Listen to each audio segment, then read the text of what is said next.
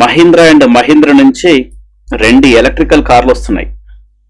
Mahindra and Mahindra నుంచి త్వరలో BE6E model XEV 9E పేరుతో 2 విద్యుత్ SUVలు రానున్నాయి. ఈ 2 కార్లను ఇంగ్లో ఎలక్ట్రిక్ ఆరిజిన్ ఆర్కిటెక్చర్ పై ఆవిష్కరించనున్నట్లు మహీంద్రా కంపెనీ తెలిపింది. ఈ ప్లాట్ఫామ్ పై హై డెన్సిటీ టెక్నాలజీతో పరిశ్రమల్లోనే అత్యంత తేలికైన టాట్ ఫ్లోర్ స్కేట్ బోర్డ్ స్ట్రక్చర్తో వీటిని రూపొందించనున్నట్లు తెలిపింది. ఈ కార్లు శక్తివంతమైన 59 kilowatts hour 79 kilowatts hour battery ఆప్షన్లతో రానున్నాయి. ఈ కార్లు అత్యధిక రేంజ్ ఇవ్వనున్నట్లు తెలిపింది. 175 kW ఛార్జర్తో కేవలం 20 నిమిషాల్లోనే 80% ఛార్జ్ అవుతుందట. This is most important. ఇది 80% ఛార్జింగ్ జస్ట్ 20 మినిట్స్లో అయిపోతుంది. ఇది ఈ విధంగా మహీంద్రా కార్లకు సంబంధించిన ఈవీ కార్లు వస్తున్నాయి. వచ్చే యుగం అంతా, వచ్చే విప్లవం అంతా ఈవీ విప్లవం వస్తుంది. ఎలక్ట్రికల్ వెహికల్స్ విప్లవమే కొనసాగుతుంది. మీకు ఒకవేళ బైకులు కావాలన్నా, కార్లు కావాలన్నా ఎలక్ట్రికల్ వెహికల్లో నేను ఒక నెంబర్ ఇందులో స్క్రోల్ చేస్తుంటాను. ఈ స్క్రోలింగ్ కనబడుతుంటుంది. ఆ నెంబర్కి ఫోన్ చేయండి, మీకు మంచి వివరాలు అందిస్తాను. కాలుష్యానికి కళ్ళెం. బీజింగ్ చెప్పిన పాఠం ఏంటి అనేది చూద్దాం. చైనా రాజధానిలో 2023 నుంచి పటిష్ట చర్యలు తీసుకున్నారు. దేనికి? కాలుష్యాన్ని కంట్రోల్ చేసేందుకు. దాంతో కాలుష్యకారక పరిశ్రమలను మూసిపారేశారు. దీంతో ఇలాంటి పొల్యూషన్ ఉంటే ఇది పర్యావరణం, ఇది కాలుష్యం, ఇలాంటి వాటిని మూసేస్తారు. ఎందుకు? రీజన్ ఏంటంటే పొల్యూటన్ పరిశ్రమల్లో ఎంత పరిశ్రమలు అయినా, ఎంత ఉపాధి కల్పించినా వాటిని మూసిపారేశారు అన్నట్టు. ఎలక్ట్రిక్ వాహనాలకు ప్రోత్సాహం ఇచ్చారు. This is most important. Electrical వెహికల్స్కి ప్రోత్సాహం కల్పించారు. ప్రజల సహకారంతో ప్రభుత్వ చర్యలు సఫలంగా కొనసాగినాయి. సక్రమంగా మెరుగుపడిన వాయు కాలుష్యం ఢిల్లీకి ఇది ఒక కనువిప్పు కలగాలన్న ఉద్దేశంతో ఈ స్టోరీని ఇందులో ప్రజెంట్ చేస్తున్నాం. ఎందుకంటే ఇందులో వెహికల్స్ టీవీలో ఏంటంటే వెహికల్స్కి సంబంధించిన ఎలక్ట్రిక్ వాహనాలకు సంబంధించి పొల్యూషన్ బాగా పెరిగిపోతుంది కాబట్టి వాటిని కంట్రోల్ చేయాలి, ముఖ్యంగా పెట్రోల్ డీజిల్ వెహికల్ అనే ఉద్దేశంతో చైనా ఏం చేసింది ఒకసారి చూస్తే, దేశ రాజధాని ఢిల్లీలో వాయు కాలుష్యం ప్రజలు ప్రాణాలు తోడేస్తున్నాయి. విషపూరితమైన గాలి పీలుస్తున్న జనం ఆసుపత్రుల పాలవుతున్నారు. ఇప్పటికే అనారోగ్య సమస్యలతో బాధపడుతున్న వారు వాయు కాలుష్యం కాటుకు ప్రాణాలు కోల్పోతున్నారు. లాన్సెట్ ప్లానెటరీ హెల్త్ జర్నల్ ఒక నివేదిక ఇచ్చింది. కాలుష్యం కారణంగా ఢిల్లీలో ప్రతి ఏటా దాదాపు 12,000 మంది మరణిస్తారట, ఓన్లీ పొల్యూషన్ తోటే. ఇంత దారుణం అండి. లక్షలాది మంది అనారోగ్యానికి గురవుతున్నారు. నగరంలో ప్రతి ఏటా నమోదవుతున్న మరణాల్లో 11.5% మరణాలకు కాలుష్యమే కారణం. దారుణం. ఏటా 12,000 మంది ఢిల్లీలో ఓన్లీ కాలుష్యంతో చచ్చిపోతారు. అట్లా ఢిల్లీ ఒక గ్యాస్ ఛాంబర్గా మారిందనటంలో అతిశయోక్తి లేదు. దీంతో పొల్యూషన్ బాగా పెరిగిపోయింది.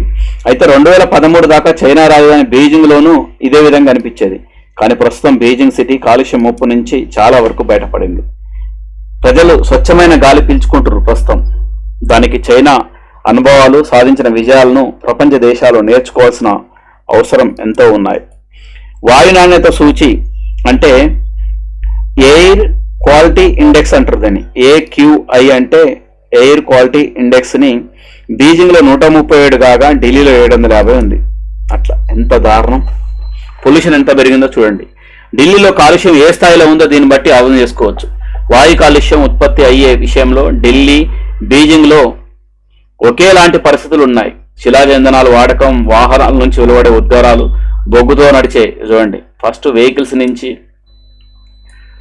వచ్చేట కార్బన్ మోనాక్సైడ్ కావచ్చు, బొగ్గుతో నడిచేట థర్మల్ విద్యుత్, దాంతోపాటు కాలుష్యం, పరిశ్రమలు, ఇవన్నీ. అంతేకాకుండా పంజాబ్, హర్యానా, ఉత్తరప్రదేశ్, రాజస్థాన్లో పంటల్ని కాలిస్తే ఆ దుమ్మంతో వచ్చేసి ఢిల్లీని చుట్టుముడుతుంది.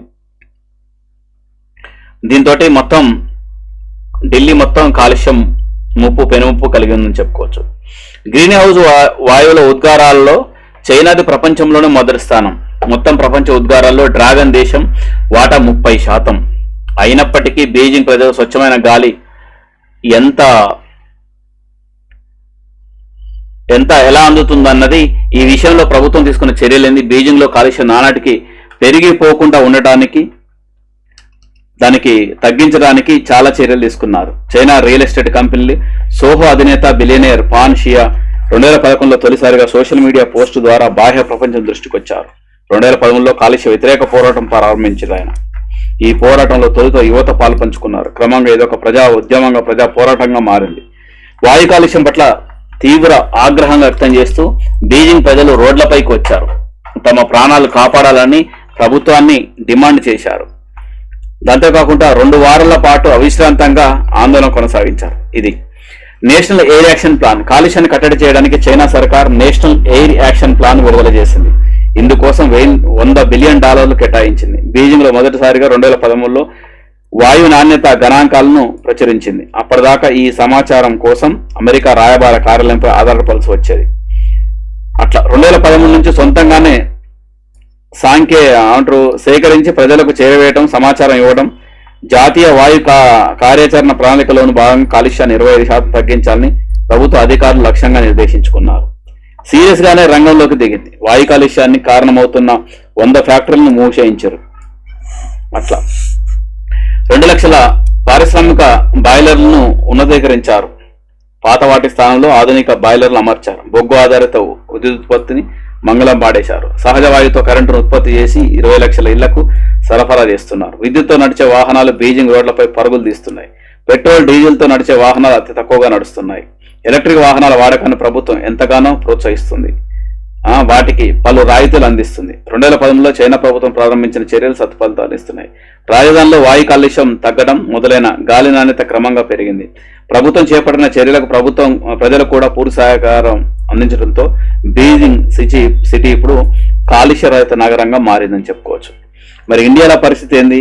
అట్లా లేదు. మొత్తం పొల్యూటెడ్ నగరాలు. ఒక్క ఢిల్లీ మాత్రమే కాదు, హైదరాబాద్, చెన్నై, బెంగళూరు, అహ్మదాబాద్, కోల్కతా, ముంబై, పూణే, వారణాసి, పాట్నా తదితర ఇలాంటి నగరాలన్నీ కూడా మొత్తం కాలుష్యం బారిన పడిపోయాయి. దీన్ని కంట్రోల్ చేయాలంటే జనాలందరూ కూడా కోఆపరేషన్ చేయాల్సిన అవసరం ఉంది.